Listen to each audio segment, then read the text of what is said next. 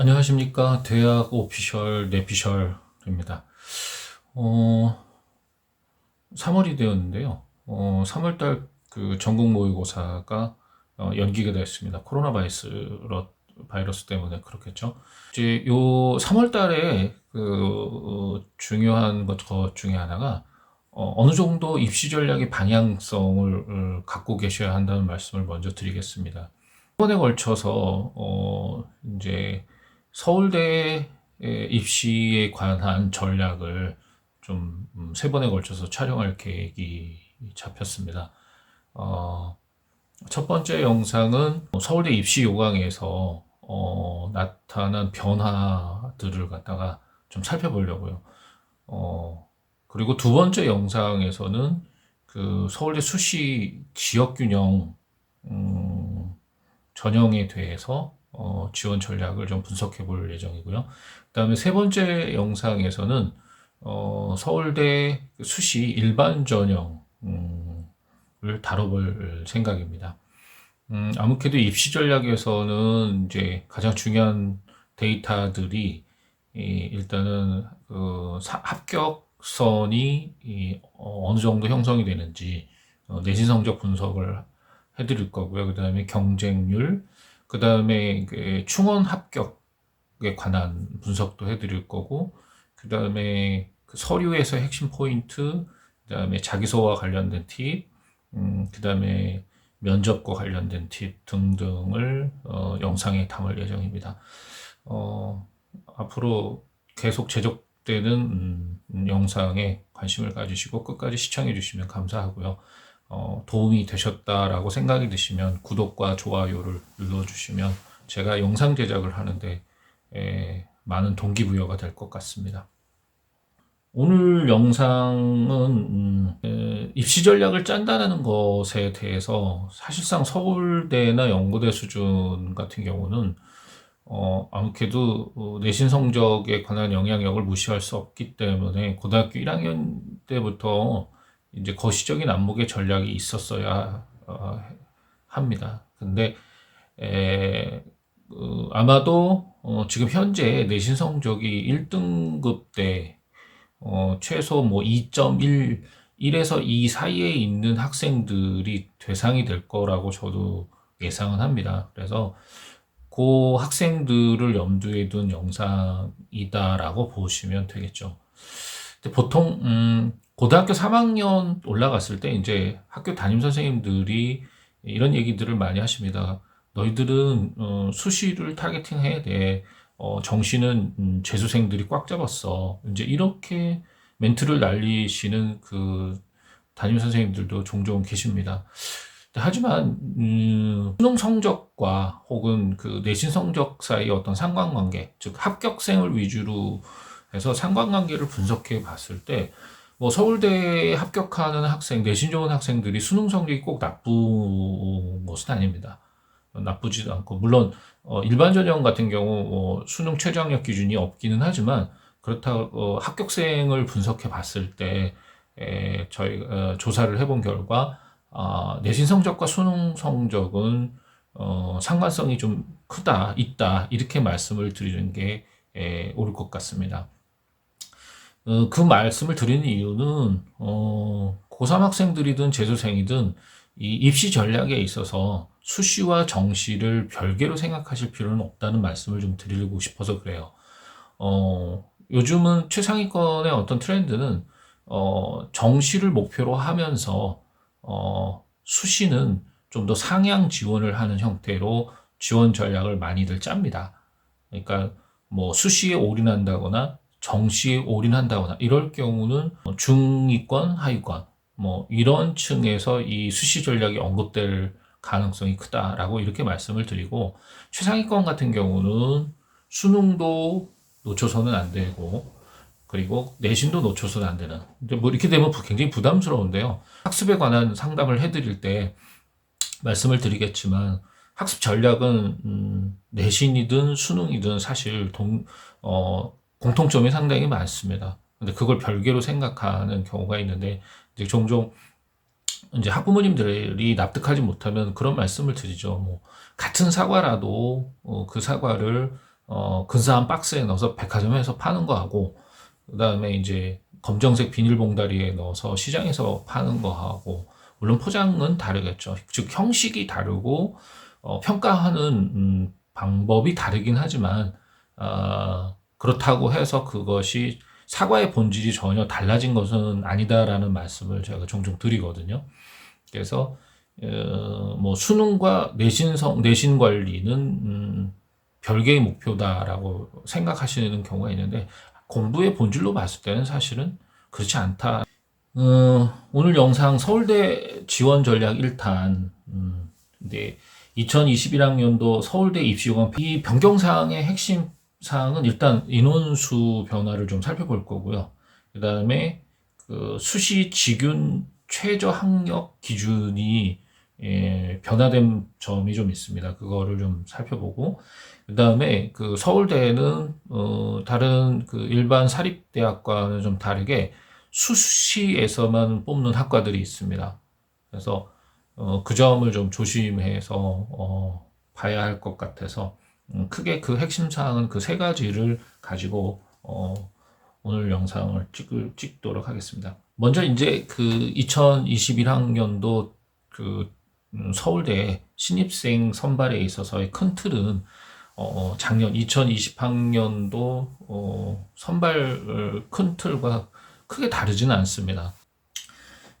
첫 번째 도표에서 보는 것처럼 수시 정원내 모집에는 이제 학생부 종합 전형이 속하는 이제 지역 균형 선발 전형이 있고, 또 학생부 종합 전형에 속하는 일반 전형이 있습니다. 직윤과 일반 전형의 큰 차이는, 직윤은 수능 최저가 있으나 이제 일반 전형은 수능 최저가 없다는 점이고요. 그리고 정시 모집 같은 경우는 작년하고 동일하게 수능 위주 전형의 일반 전형으로 학생들을 모집한다는 점입니다. 그래서 요 틀은 첫 번째 도표에서 보시는 이 틀은 작년과 크게 다르진 않습니다.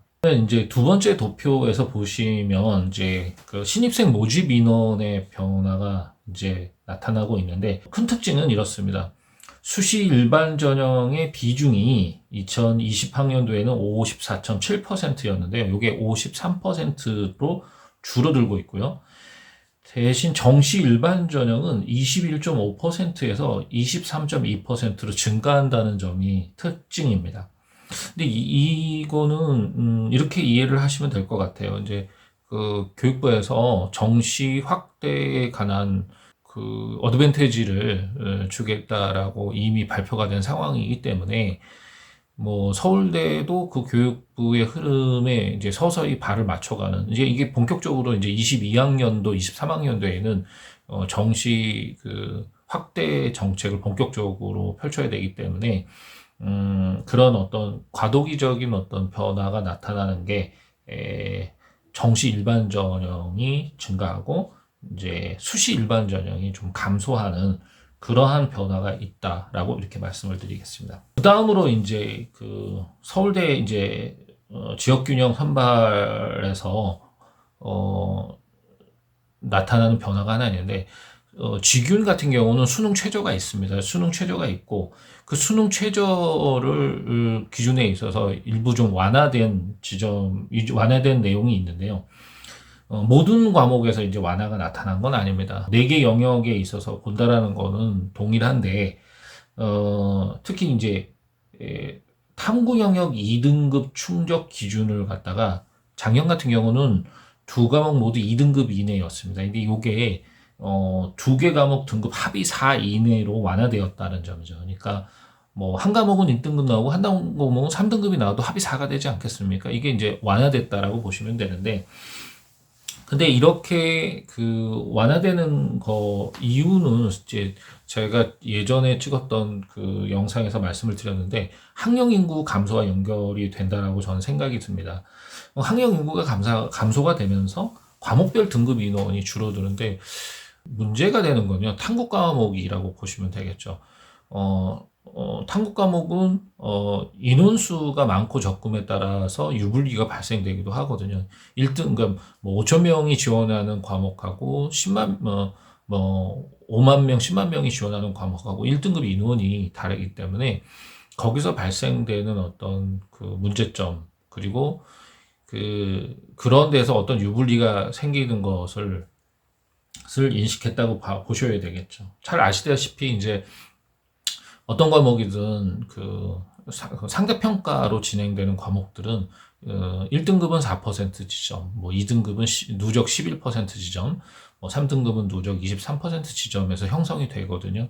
근데 이제 응시 인원이 줄어들기 때문에 그 등급별 인원도 감소를 하겠고, 이제 그러다 보니까 학생들이 등급 최저를 맞출 수 있는 그런 확률이 줄어들게 되겠죠. 그러니까 아무래도 그런 민감한 지점이 있는 과목이 탐구다 보니까 그 탐구 부분에 있어서 완화 정책을 피는 것이 아닌가 이렇게 짐작을 해보겠습니다. 그 다음에 참고로 전 모집단에 걸쳐서 이제 서울대 직윤 같은 경우는 수능 최저학력 기준 자체가 4개 영역, 즉 국어, 수학 영역, 탐구 4개 영역 중 3개 영역 이상이 2등급 이내에 들어야 합니다. 잘 아시겠지만 일반 전형은 저게 없습니다. 없고 직윤에는 요게 있다라는 점이겠죠. 근데 사탐의 경우 9개 영역이 있고 과탐의 경우 8개 영역이 있는데, 과탐은 원, 투가 있죠. 원과목과 투과목을 조화롭게 배합을 하는 걸 서울대에서는 원합니다. 서울대에서는 원해서 과탐의 경우는 서로 다른 분야의 원, 투, 혹은 서로 다른 분야의 투 과목 2개 조합을 선택해야 합니다.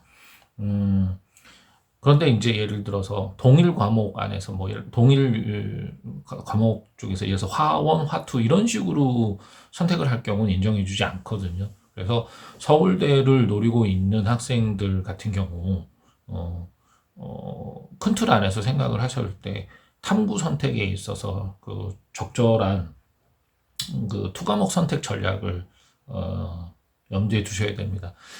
아직 3월 모의고사 치러지지 않았기 때문에 지금 이래저래 고민을 하는 고3 학생들이 많을 거라고 예상을 하거든요. 뭐 지금 아직 학교가 개학을 하지 않은 상태에서는 한 번쯤 이런 부분에 대해서 정보를 좀 살펴서 결정해 주시는 게 좋겠죠. 제가 지난번에 찍은 그 탐구 영역 동영상이 있습니다. 그거를 잘 참고해서 결정에 도움이 됐으면 합니다. 그 다음에 이제 고려해야 할 부분이 뭐냐면, 지금 고등학교 3학년 올라가시는 학생 여러분들부터 교육과정이 새롭게 적용이 됐죠. 이름하여 이제 2015 개정 교육과정 적용 세대입니다. 그래서 이제 서울대 같은 경우는 2017년 6월 14일경에 미리 공지를 한 게 있습니다. 그러니까 교과 이순 기준을 일단 공개를 했는데, 그 이유가 뭐냐면요. 이게 이제 지금 고3 학생들부터는 문이과 통합과정입니다. 문이과 통합과정이다 보니까 아이의 어떤 흥미와 선택권을 굉장히 존중하는 그런 커리큘럼이다라고 볼 수 있고, 그 과정에서 학생들이 뭐 문과 성향 같은 경우는 뭐 사탐에 쏠려서 선택을 한다거나, 이과 성향 같은 경우는 이과 쪽 과목만 쏠려서 선택하는 이런 거를 방지하기 위해서 서울대에서 미리 공지를 한 거죠. 예를 들면 이렇게 보시면 되겠죠. 뭐 사회고과 과목 중 세 과목, 과학교과 과목 중 3과목을 이수를 해야 한다거나, 또는 사회교과 중에 2과목, 과학교과 중에 4과목 이수를 택하라는 어떤 지정 지침이 있습니다. 이제 이런 교과 과정이 변함에 따라서 어떤 수능 선택 과목에 관련지어서 봤을 때 나타날 수 있는 어떤 문제를 서울대의 입장에서는 미리 사전 공지를 했다라고 이해를 하시면 되고, 더불어서 제2외국어나 한문을 택하지 않을 수도 있다라고 볼 수 있는데, 지금 서울대 같은 경우는요, 이게 문이과 상관없이 제2외국어 또는 한문 중에 한 과목 이수가 되어 있어야 한답니다. 그러니까 수능 시험을 보라는 뜻이 아니고요. 수능 시험을 보라는 뜻이 아니라 고등학교 1, 3학년을 다녔는데 제2외국어나 한문을 한 과목 정도는 이수를 해야 한다라는 전제 조건을 깔아놓은 거라고 보시면 되겠죠. 특히 이제 서울대학교 수시 쥐균 전형, 지역 균형 선발 전형 같은 경우는 이런 조건들이 있다라는 점을 염두에 두시고 서류 검토를 해보실 필요가 있지 않나 이렇게 말씀을 드리겠습니다. 제가 지방에 계신 이제 교육 관계자님들하고 이제 가끔 이야기를 하다 보면 군단이 지방에 있는 고등학교 같은 경우는 탐구 과목 선생님이 안 계신 학교들도 꽤 여러 있습니다. 그러니까 그 학교에 어떤 사탐 과탐 선생님들이 계시냐에 의해서 어떤 과목은 설강이 되고 어떤 과목은 설강이 안 되는 케이스가 종종 발생할 수 있거든요. 그래서 지금 현재 고등학교 3학년 올라가시는 학생 여러분들께서 특히 자기가 전교 1, 2등이다. 그래서 교장 선생님 추천을 받아서 서울대 쥐균을 쓸 자격이 되더라. 이런 학생들은 한 번쯤은 잘 살펴보셔야 됩니다. 내가 이제 과탐이나 사탐을 적절하게 이수를 하고 있고 한 상태인지, 그다음에 이제 제2외국어나 한문 중에 한 과목 정도는 내가 이수를 해놓은 상태인지, 이제 이런 것들을 한 번쯤은 검토해 보실 필요가 있죠. 올해 서울대 지역균형을 지원하는 학생들이 나중에 서류 때문에 불합격 처리가 된다거나 지원 자체가 안 되는 상황이 발생하지 않도록 상당히 유념할 부분이라고 말씀을 드리겠습니다. 마지막으로 이제 이 말씀을 좀 드릴게요. 이제 서울대는 이제 아까도 말씀드렸지만 수시에만 모집하는 학과들이 있다고 말씀을 드렸는데, 예체능을 지원한다거나 사범대학을 지원하는 학생은 좀 조심을 하셔야 됩니다. 예를 들자면, 사범대학의 교육학과, 도고교육학과, 불어교육학과, 윤리교육학과, 이런 학과들은 서울대에는 정시 모집을 안 합니다. 그러니까 수시에서만 모집을 한다는 점이죠.